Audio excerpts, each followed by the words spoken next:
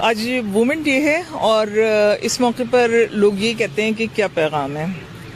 میرا خواتین کو یہ پیغام ہے کہ آج جب ہم ترقی کے سفر پر چل پڑے ہیں اور ہماری اللہ تعالیٰ نے مدد کی ہے اور ہم زندگی کے بہت سارے جو منازل ہیں ان کو ہم نے کامیابی سے طے کی ہے، تو میں خواتین سے یہ کہوں گی کہ سب سے پہلی چیز جو نقصان پہنچاتی ہے عورت کو وہ یہ کہ عورت ہی عورت کی مخالفت کرتی ہے اور عورت ہی عورت کو نقصان پہنچاتی ہے.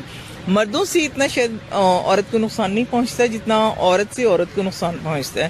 تو اللہ تعالیٰ نے ہمیشہ یہ کہا ہے کہ عورت جو ہے وہ بڑی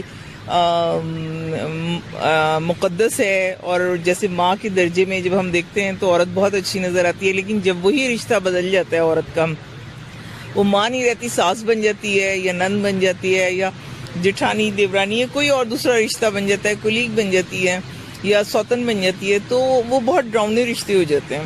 اور اس وقت عورت جو ہے وہ اٹیک کرتی ہے دوسری عورت پر اور اس کے لیے بہت سارے مسائل پیدا کرتی ہے. تو ہمارے معاشرے میں جو بہت سارے مسائل ہیں، میں نے یہ محسوس کیا کہ عورت ہی کے پیدا کرتے ہیں، مردوں کے پیدا کرتا نہیں ہے. دوسری بات یہ کہ عورت نے آج اتنی ترقی کر لی ہے کہ وہ مردوں سے آگے نکل گئی ہے. تو اس میں لیکن یہ نہیں کرنا چاہیے کہ مردوں سے مقابلہ بازی شروع کر دے.